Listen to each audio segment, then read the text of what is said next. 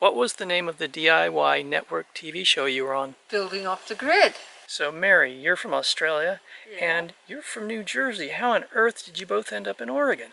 Oh, that's a really good story. Where did the logs come from to build this house? Well, most of it came from logs that we had milled here on the land.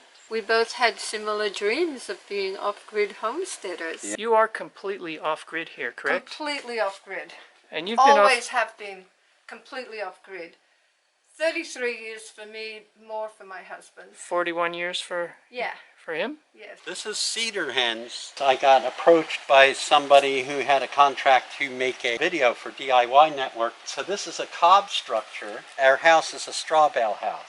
I believe in elves, fairies. We believe there's a troll involved. Want to pay the troll. Tell me about the bungalow I stayed in last night, the construction, and how long it took you. This is the raw room. This is the real deal in progress. Yes. 110 inches a year of rain at least. Rockhopper here, and today I am in the hills of western Oregon with homesteaders Mark and Mary, and they built this house with a little help from their friends, and they're going to show you around this homestead, which is pretty spectacular, so stick around. Oregon, the beaver state, has always attracted pioneers and homesteaders ever since the days of the Oregon Trail in the early 1840s to its fertile valleys and forested hills.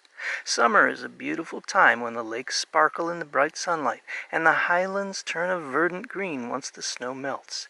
The rest of the year, however, can bring seasons of unpredictability. You might see rain, fog, mist, drizzle, snow, or maybe all of it in the same day. Living here can be, well, I'll let Forrest Gump tell you. Like a box of chocolates. You never know what you're going to get. It was a long drive down a lonely road. Tucked away within the woods are a couple of modern-day homesteaders, Mark and Mary, who are featured on the DIY Network. They're going to show you how they live self-sufficiently and what they've built, not only surviving but thriving with the abundance of what the land provides, a spring for drinking water, vegetables and fruit, timber, and earth and sand for building. As a buddy and I were driving around looking to possibly interview a group of people at what we thought might be a sustainable living center, we happened upon this couple. There was a sign out front and I suggested we pull into the driveway. There I met a woman and I learned that we'd just serendipitously found a couple that was the real deal. That sign was indeed a sign, as these were the perfect people for me to interview. In the next several episodes, you're going to get a look within their lives and their home, as I have an in-depth interview whereby they offer you insight and know-how to the off-grid homestead lifestyle and teach you how to live this way and what mistakes to avoid in doing so. In this episode, we'll start with some of the basics, like water. Just because you have it doesn't mean you can use it. There are regulations one must adhere to, and that might be to protect the salmon that are also in your backyard. We'll see the cob cottage, learn how they keep pests under control, and see what's growing in the garden. We're going to show you the water ram that they have set up here, but first we're going to talk a little bit about the regulatory issues of the state of Oregon with water. Tell us about that. Yeah, there's a lot of stuff with water rights and that the state owns all the waterways. There are rare people and rare homesteads such as Breitenbush that have it grandfathered in that they're allowed to use the water from, in that case, the Breitenbush River and the flume, if you've ever seen it there. But most places like here, you're not allowed to just, throw in a pump. You can't get our garden water from here. But then that goes into the water ram thing. I have a number of springs on the other side of here where you can't see at all, but they coalesce in a pond they call Melody Pond. And then it comes through to this water feature down here, which takes the water, which is still on my land, and goes to this pump. And this is a water ram. I might point out that this is legal partially because this never touches the water. The state owns the water. They don't own the land a foot above the water. Same with the roads. Here's a water ram, and what it does is it pumps about once a second, and 90% of the water is going up out of the top, and 10% is going up in this tube, which at some point we should go to the garden and point out the flow there. We're getting about 500 gallons a day out of that. And this was invented in the 1700s very popular until the Rural Electrification Act of 1933, I think. Rural places got mostly electrified, and then Reagan repealed that in 1984 when I moved here, which is one reason I'm off the grid. Doesn't take electricity, doesn't take gas, doesn't take anything but the power of falling water, which then pumps it uphill. So it'll keep going there for a while, and sooner or later there won't be enough pressure, and it'll stop and just pour out the top. And look, now, it's like, this is my water. This is the state of Oregon's water. Ever go for walks or hikes where you didn't bring enough water, or you didn't bring any water at all, and there's water right in front of you, but you can't drink it? Well, problem solved with the Sierra Madre drinking straw. All you do is take the top off of this, and then just put this end into the water, and you can suck the water through the straw, and it purifies it instantly. It's small, lightweight, fits in your pocket easily, and ready to go. Takes non-potable water and turns it into drinkable, purified water. Sierra Madre water straw. Don't go on a hike without it. 500 gallons a day, is that sufficient for your needs? Well, that's for the garden. That's only for the garden. So that's like a trickle hose in the garden.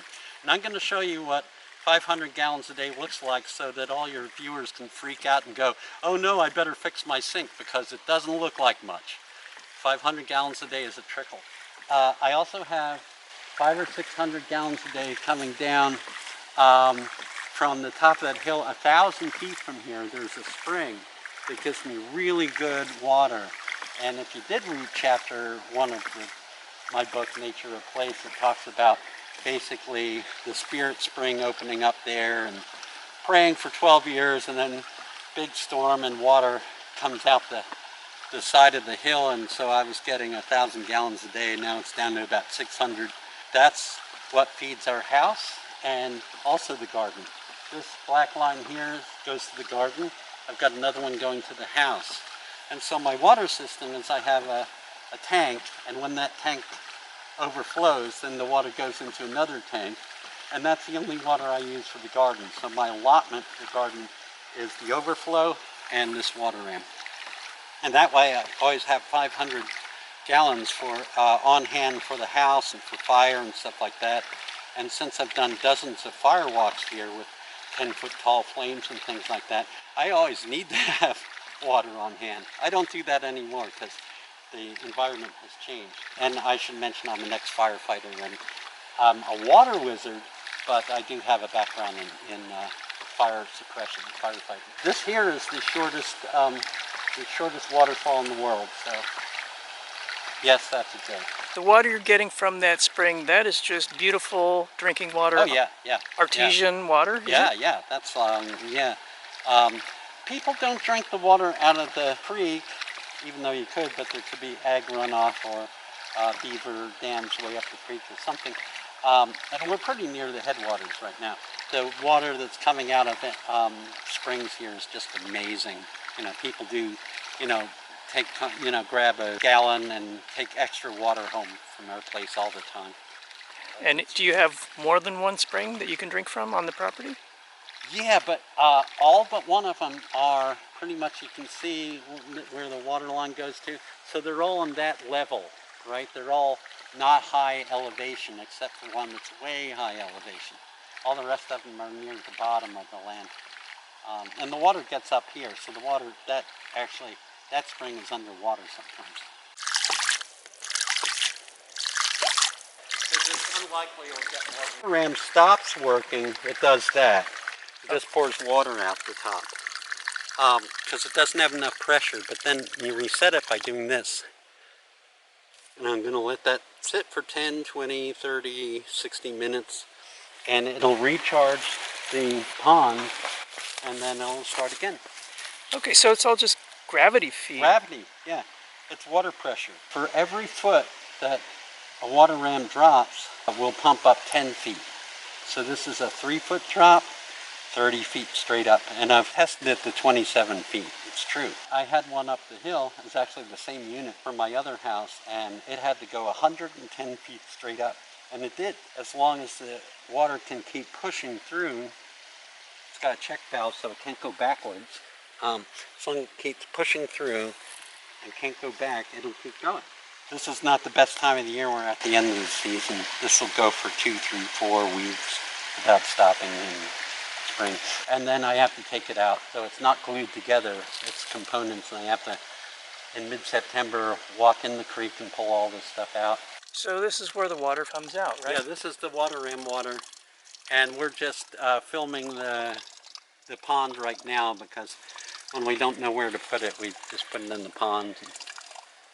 We have frogs and salamanders and stuff like that love the pond. Oh, that's cool. So you're creating like a little ecosystem for them right here. Yeah, yeah.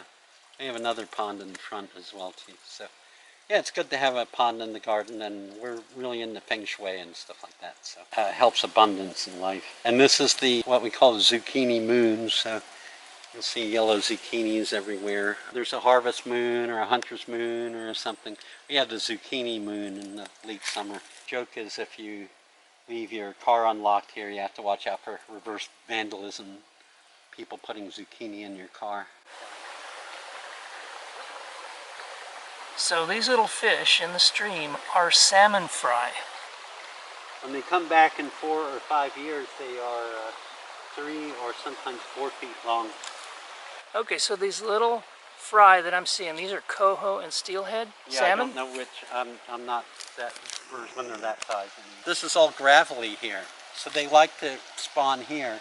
Up there, they you can see it's kind of a rock ledge. They don't like to spawn there. They need the gravel. The female will take her tail and dig a red with 2 D's, making a nest, and then I'm just going to say it straight. Basically, she does a very erotic dance, and all the guys nearby bring their shorts, basically.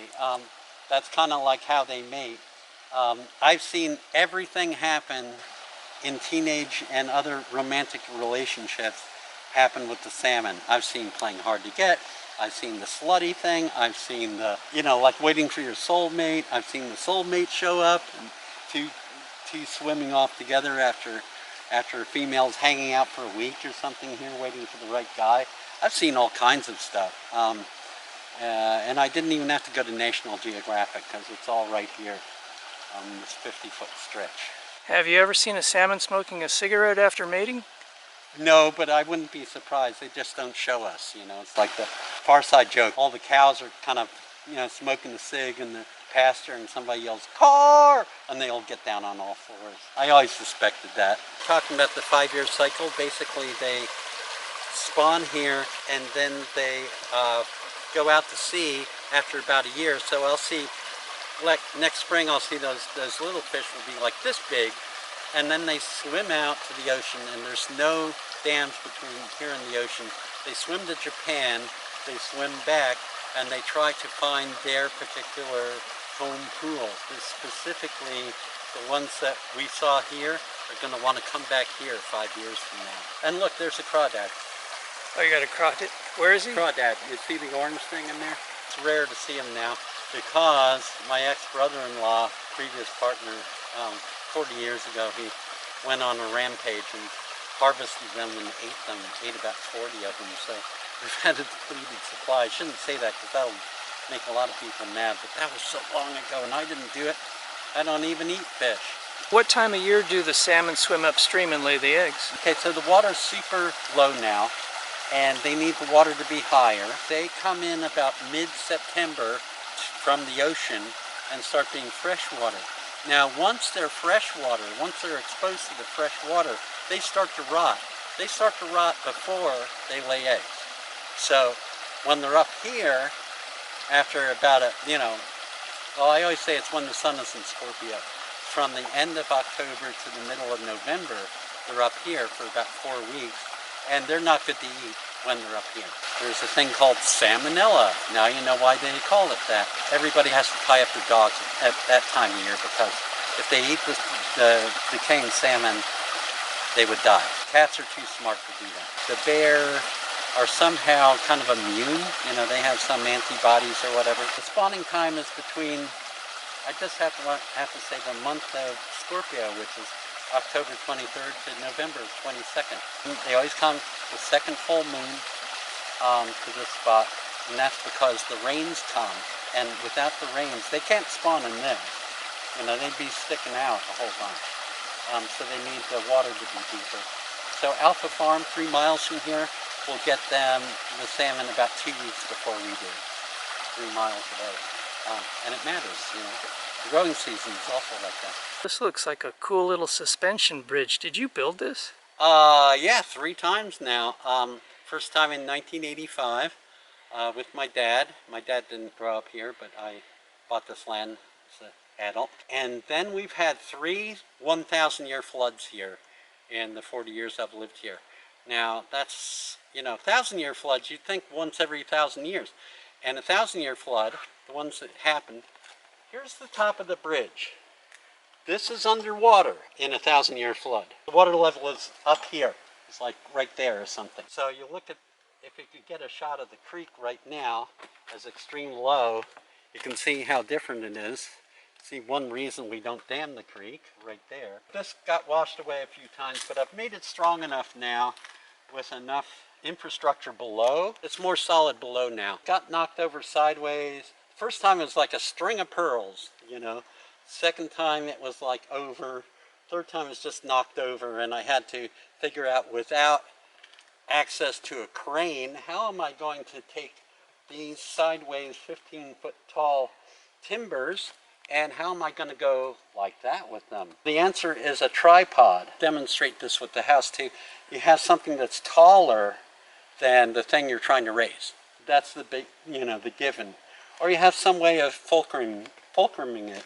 I have a little nubby thing there, a little post, and that was employed in cranking the bridge so it went from sideways this way up like that.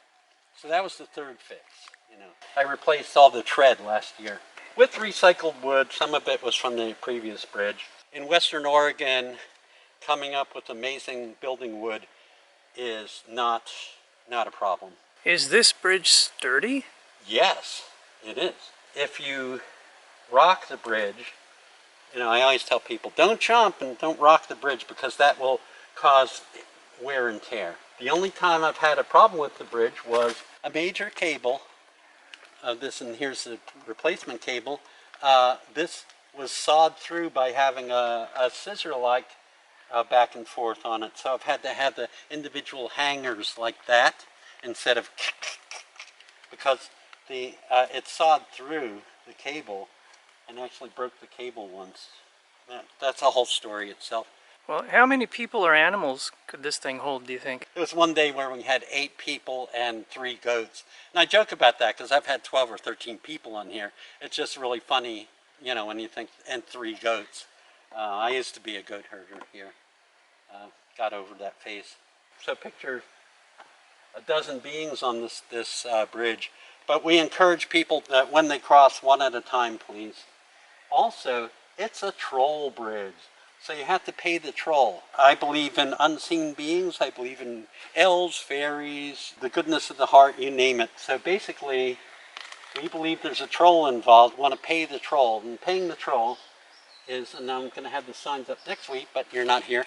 Paying the troll is like you sing a song, you tell a joke, you do some poetry or whatever. If I don't know what to do, I always quote Tom Waits. I'd rather have a bottle in front of me than a frontal lobotomy.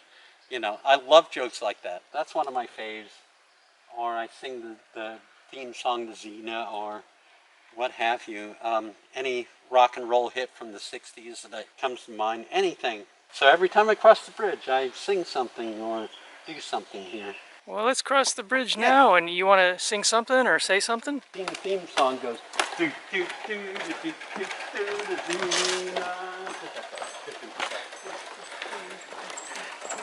All right, so I'll sing something too, I guess. I'm not a singer, but like a bridge over troubled water. Yeah, and this is the water right here, and it certainly doesn't look troubled. It looks really, really beautiful. Isn't it? I mean, this is a nice creek. Good to get some shots, because this is like where salmon don't spawn. See, it's kind of a rock shelf there. See, it's not a bunch of little gravelly rocks. Right. And then that's also a great shot of the water ram. Yeah, crossing the river right there is the water ram. So this is my main water supply is right here, going to the house. Oh, so this is your drinking water line. This is my drinking water line. Drinking water and washing and showers and all that. And then we have a separate line, that's that black line over there, and that just takes the extra and that goes to the garden. So we always have enough for the garden and enough for the house. And this is Oregon in August, and summer fire danger is no joke. In 10 years, that's how I made my living, doing 100-hour weeks fighting fires. That's how I paid for a lot of this. No, I'm not a dope grower in Oregon. Sorry, that's not my main thing. Okay, this is cedar hens. This was a kiosk with open sides that I built in 1997 just to have a place for firewood. And then what happened was I got approached by somebody who had a contract to make a video for DIY Network. The premise was, after years of learning eco-building, doing her first professional build. We were building in the early 2000s. We'll show you, in the course of this, we'll see our house too. So this is a cob structure. Our house is a straw bale house. The inside of our house looks a lot like the outside and inside of here. Cob is a lot like adobe, but it's a mixture of sifted straw, clay, and sand. Sand provides strength. Clay provides elasticity. The straw, which is different from a lot of adobe, it provides this interlocking kind of thing. So those three components. Now, this did really well for not putting any energy into it for about 7 years, but last winter there was a leak. So you can see this previous layer. This would be, generally there are 3 layers in a cobbing project on each side. Let's see, scratch coat, brown coat, and finish coat. That's what they're called. And so this is like kind of scratch coat or brown coat right there. That's a finish coat. So these folks got headed by this 21-year-old who was the same age as the structure, got to, build and finish it, and we all got filmed, and it was really amusing. They wanted to tout it as if it was, we were going to be the amazed owners of the land, to get a, at the end get a tour, because they always do what they call the reveal. And the reveal is they always, it's standard to take a non-knowledgeable person on a tour and go and look at this and look at that, and they go, wow! Well, they couldn't do that with us because we were every day out here about 10 hours for 7 weeks, because the builder, very good at cob, had never done windows, doors, run a chainsaw, any structural stuff involving wood at all, but she's very, very good at the cobbing. So maybe we'll go in. Yeah, let's have a look. Yeah, and so you can see the finished plaster in here is white, and it's more, fine. And Right. so that's because we bought commercial white clay. We had to take out a lot of the goddesses and a lot of the, the extra work, because our project was supposed to be 7 weeks from start to finish, which is, if you've ever done cob or straw bale, you know that doing a structure start to finish in 7 weeks is ridiculous. You need about 1.5 years. You need it over 1 season, because it's got to dry in between coats, and there's 6 coats. The finish work on the plaster here is really beautiful, and I can't take responsibility for it, but we had a hand in it. I was doing sealing, and I was doing stuff like making this be erect. There's a great moment that they repeated 3 times in the broadcast of the DIY Network thing, and where I'm saying, we're going to knock out the temporary poles here and see if this doesn't fall over and kill us all. And I was like, be ready to run if this doesn't go well. This is remnants of a rocket stove. So the folks that did it were like, oh, earthen plaster is just as strong as cement. No, okay. This is where I'll tell Mr. Rockhopper, for telling all of you guys, that all cobbing is local. So the mixes matter where you live, where you got the stuff. So our cob isn't the same as the cob outside of Bandon, where where a lot of the cobbing was done. So it melted over time. And so we're going to rebuild it, have a stove in here, but frankly, we're abandoning the rocket stove because the people who really like this idea of the rocket stoves. They're like, and you just need little pieces of wood. I live in 15 acres of mature forest.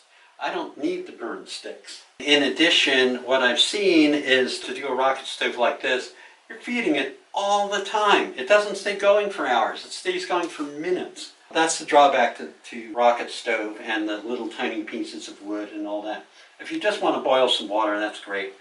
But if you want to heat your home, go away for the entire day and come back, it's really different. In my house, I have one heater, and we can go away for 2 days and come back to a warm house. In this case, the fire goes in, goes up, curls around here, goes back down through a tube in the middle of there, and then goes down through this seat, and then there is a tube that goes out to the outside, and we've undid this because we're redoing it. You know, we have about 3 things to redo on this. A rocket stove like this, you have to have 20, 22 feet or whatever of line to get the draw. It would have been better, and actually if you ever see the video, it's sort of like she should have gotten a smaller drum, but this is what she got, you know, because that's what was available at the time. The honey company that sells off the barrels and all that. And this looks like, we haven't taken care of it that much, but it looks like it's funky and old, but you know,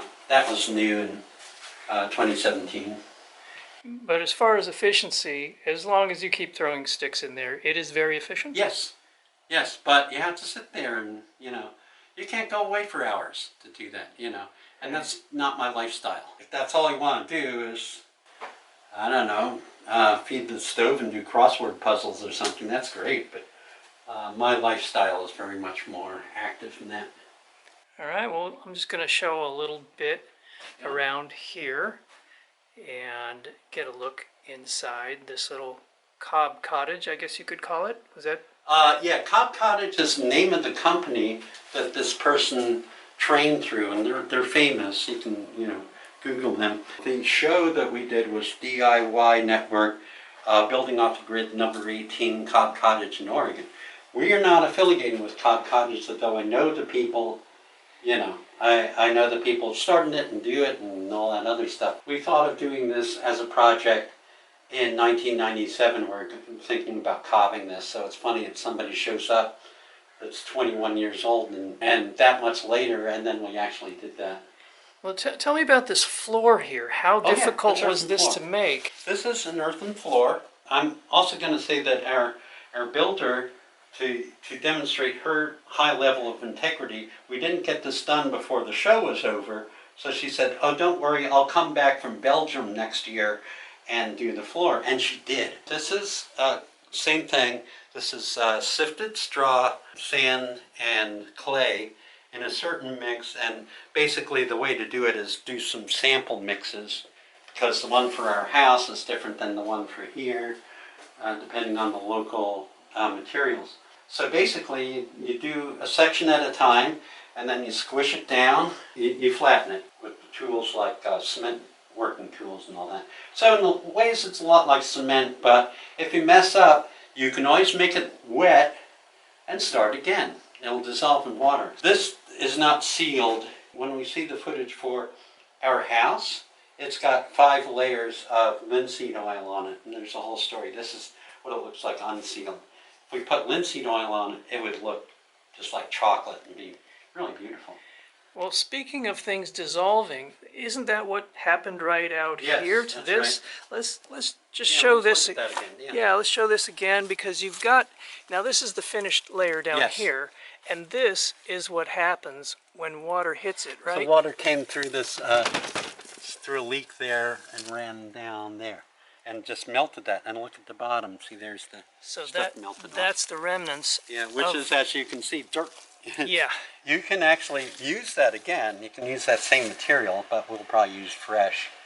And the thing is, it's not just, oh, let's spoon it, because it's not going to be the same color.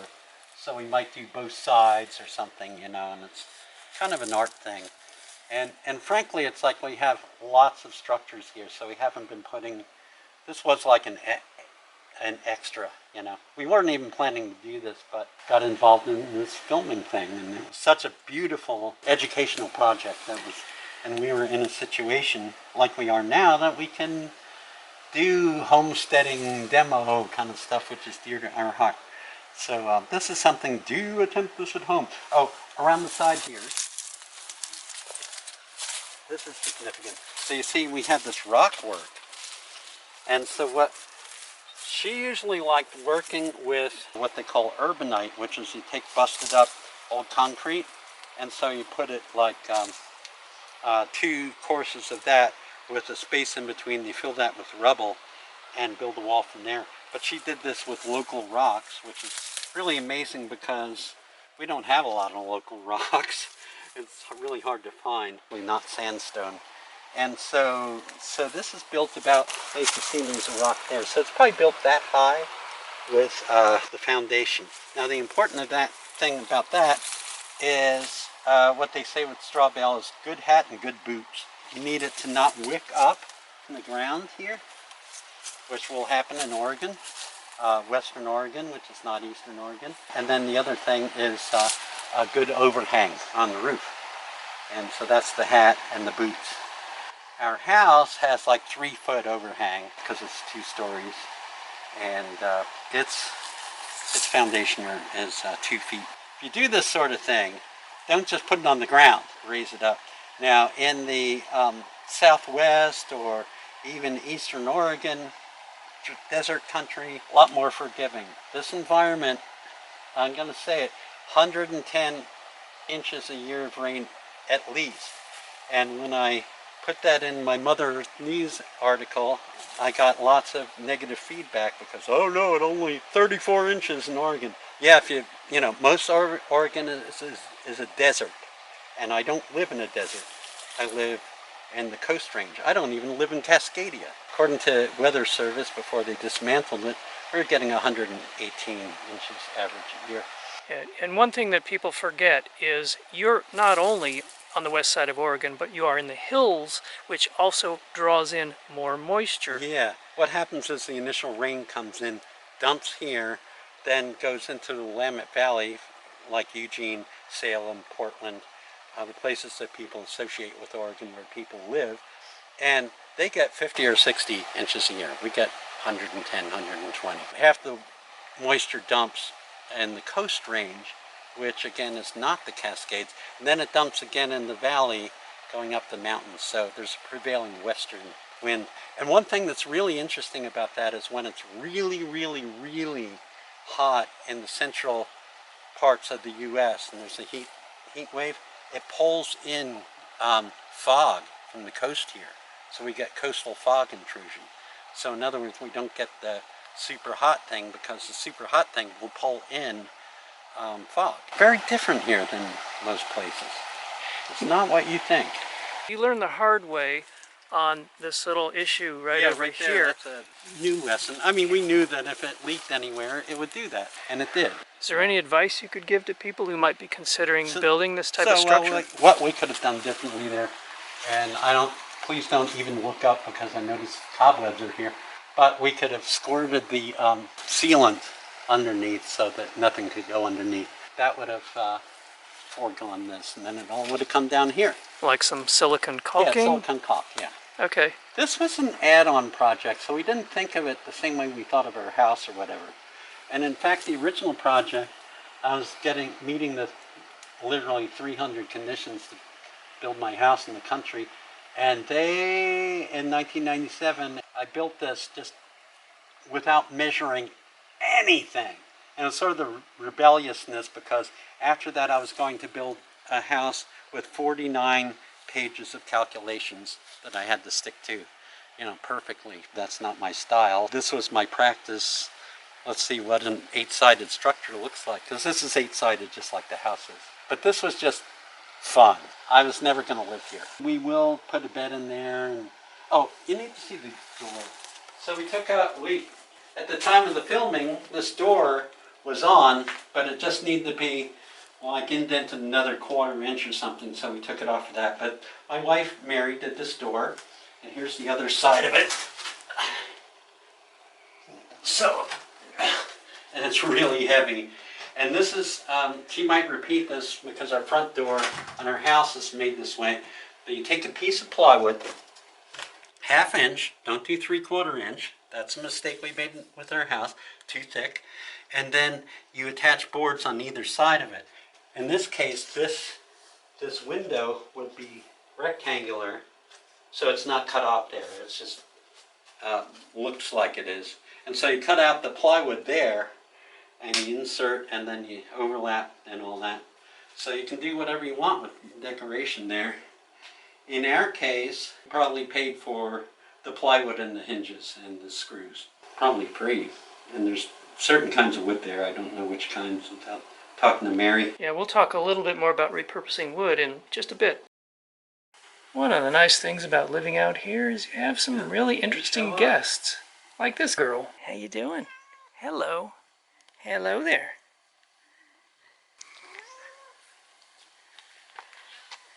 Oh, come here, big guys. So how many cats do you have? 4. And do they help with the mice? Oh, absolutely they help with the mice. They're great mouses.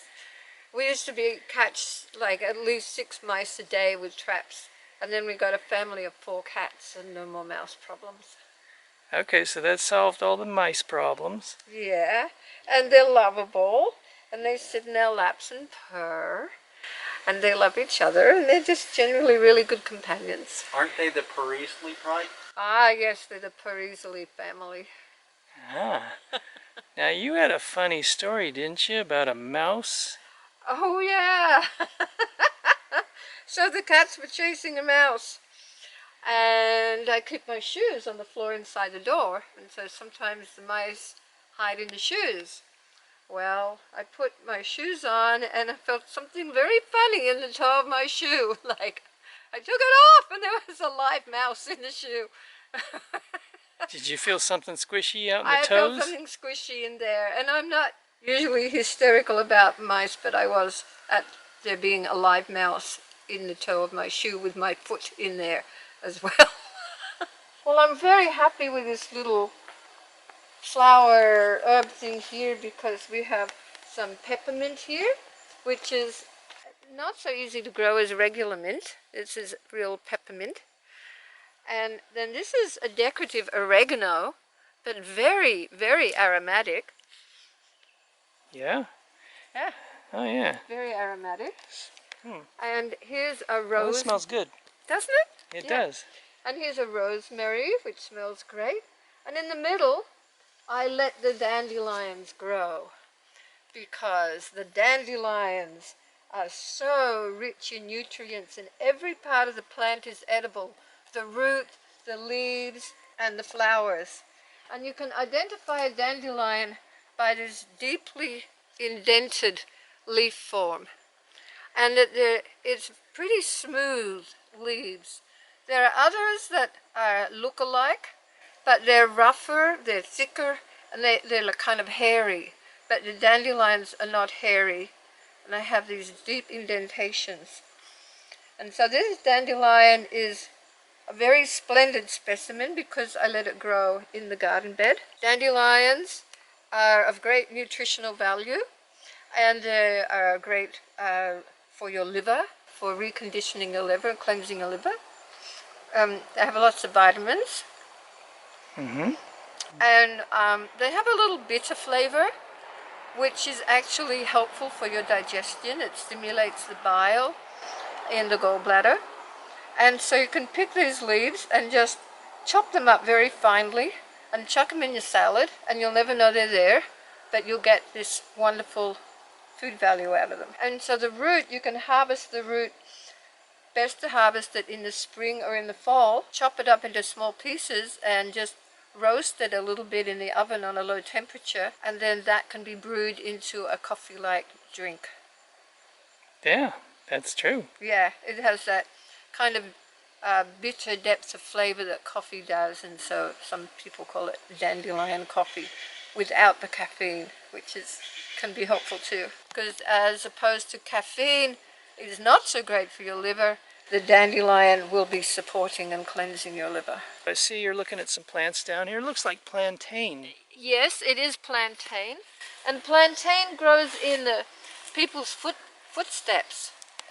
And plantain I use it in salves to make a good skin salve, and it has a lot of healing properties for wounds. And it has, when you put it in a salve with beeswax and other herbs, it has a band-aid effect to heal the wound. So this is coltsfoot, and in the spring when it pops up, it's interesting that the flowers pop up first, and they're a pink umbelliferae flower, and then later the leaves pop up. And so the flowers are on a single stalk, and then the leaves are a single stalk. And that's how you can identify it as one leaf per stalk, really big leaves.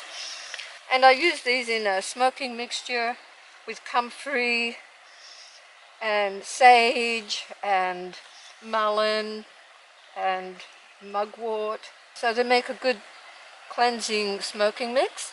And you can also tincture them or make a tea with them for the lungs. So they're a lung herb. Okay, so that would help with any bronchial issues you might have. Yes, and they're especially helpful for smokers to calm down a smoker's cough. This is yarrow, and it's Achilles millefolium, like from Achilles' heel. So it's a styptic. It helps the stem bleeding. So it's also a great herb to include in a general wound salve, along with other things. And so then the flowers and the leaves, you use the leaves and the flowers, and you can make a tea out of them, which are helpful for flus and temperatures.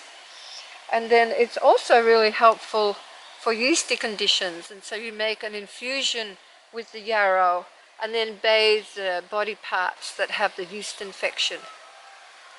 Okay. So there's three uses for the yarrow right there. Okay, and I'll add that it's good for the digestive system. Ooh, yum, blackberries on the property. You got one too? I got one too. Oh yeah. Oh yeah, they're yummy. Yummy, yummy. Well, let's go see the whole wall of blackberries. Okay. The Great Wall of Blackberries? The Great Wall of Blackberries. Did you know that the darker the fruit or vegetable is, the higher the nutritional value, because they're just packed with nutrients and lots of minerals? The Great Wall of Blackberries. Yeah, look at them all. There's a lot of blackberries here on the property. So it was okay that the blackberries arranged themselves on this garden fence, because it also creates a deer barricade, but with something edible. And so each year at this time we start harvesting a lot of blackberries to turn them into blackberry wine. Ooh. And you've got some of that going on, right? I got some going on, and we'll have some for dinner.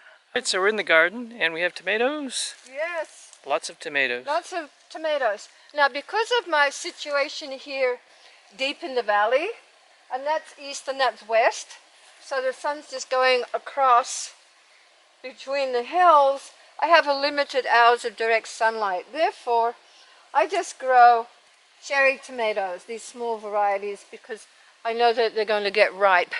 When I've tried to grow big babe stick tomatoes, which are just so delicious, they kind of rot before they get ripe. There's not enough heat here. But little cherry tomatoes, I can do lots of those. What else do you have growing here? It looks like you got some comfrey. Yeah. Lots of comfrey. Okay, here's a lesson about comfrey. I used to have a comfrey heap over there. My permaculture teacher came to visit, and so I had lots of comfrey, and she said, oh, you could use that in mulch in the garden. So I just went along and just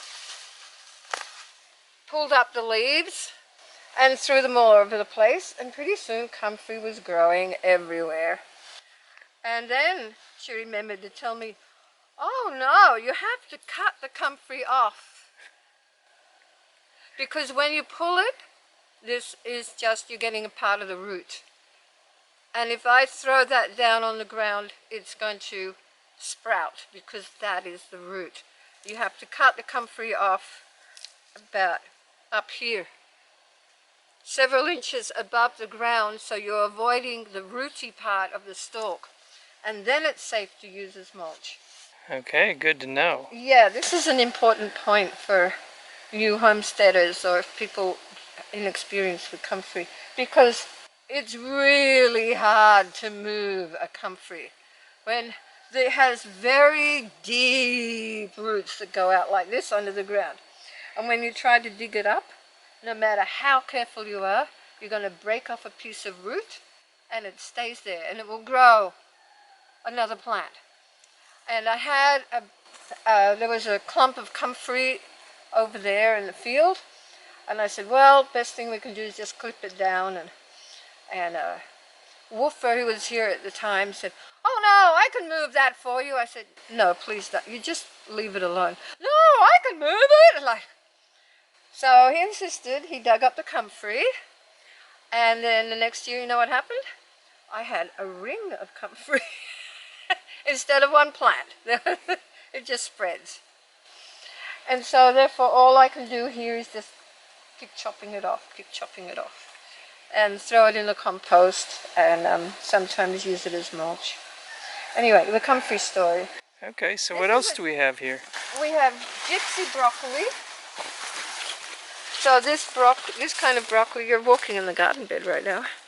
But anyway. Sorry. I didn't see anything growing there except, what was that? It's okay, come this way. Yeah, you don't mind if I step on the comfrey, yeah? No, you're going to step on the comfrey.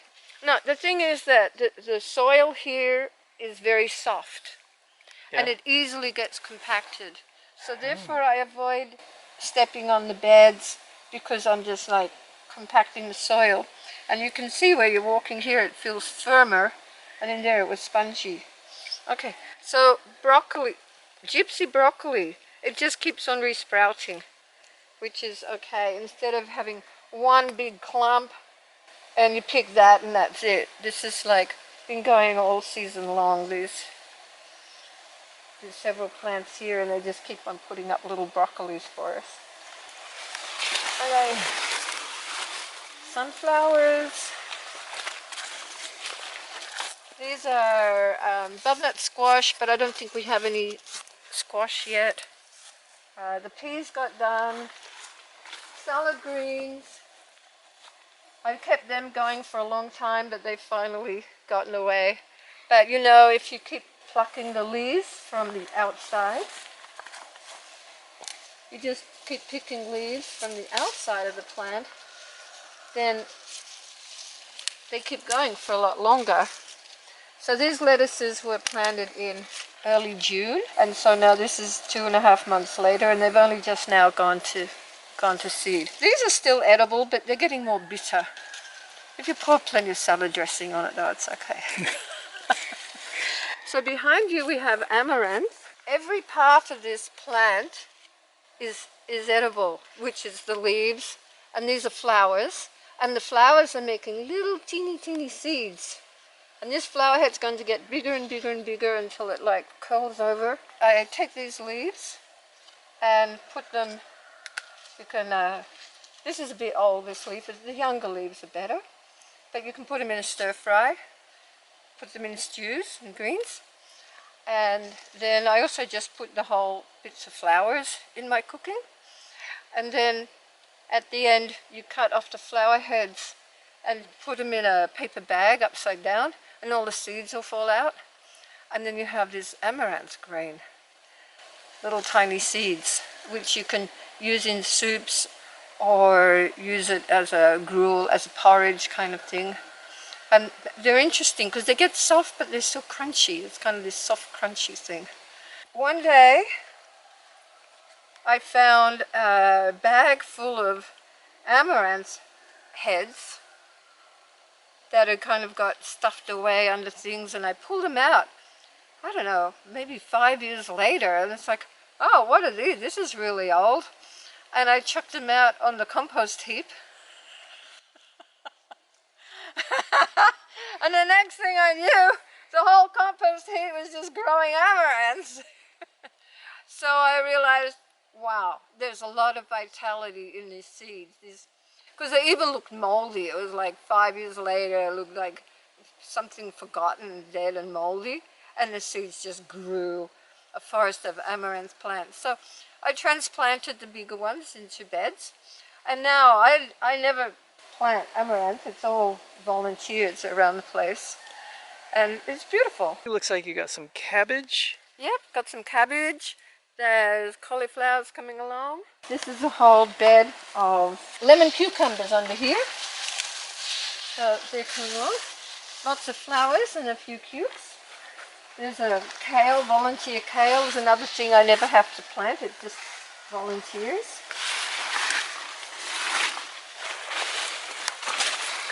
A little bit of corn back here, huh? Yeah, there's a whole bed. There's a short corn and tall corn. There's two corns. I planted two kinds of corn. We're going to have some corn for supper. And this variety seems to just grow short because it's had the same amount of water and nutrients. Well, there's volunteer kale is in between. Zucchinis, yellow crookneck squash. You can see some of the little crooks in there. I've got a few beans back here, it looks like, right here. Some beans. Yes, down these here. are supposed to be bush beans. But I don't like them. They're really tough. I'm enjoying the Blue Lake pole beans a lot better. Oh, the ones right here. Yeah. Look at that. Here we go. Oh yeah. Yeah, Yeah, they're doing all right. they're doing all right. We're gonna eat those for dinner too. Look at that. Oh, looks like you got a nice acorn squash down here. Oh yeah, Yes. that's a good one. Look at that. Do we have blueberries? Yeah, here's some. There's still some hanging around. It's a bit late in the season now, but they're still getting ripe. Underneath, from underneath. Yeah, a lot Look of at that blueberries. branch over there. Oh yeah, that one's pretty full. Yeah. A lot of blueberries. And over here we have a very nice apple tree, huh? A lot of apples on there. All right, cool. This pear tree is making pears for the very first time. What do we have here? This is hops. Okay, so that's... Hops, which is well known in beer making.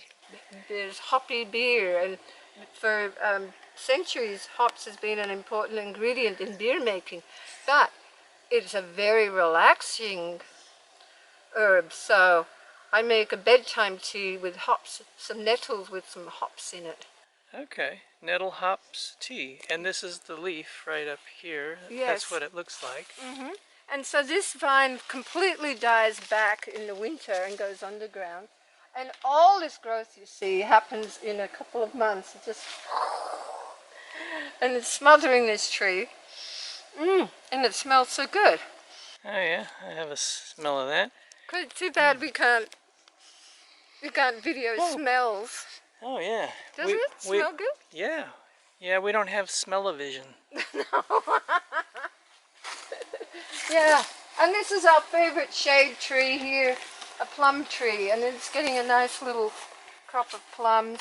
These plums will become dark red with a dark red flesh inside by the end of the month, and they're just so juicy and delicious. This wood stove, which I put a wooden counter on the top of, was in a outdoor kitchen down there, and we had a hard time letting go of it, even though it's outlived its use as a wood stove for us. So I got this inspiration to turn it into a little wall and a place for my potting things, for potting plants, and I've got stuff in the oven, a little storage area.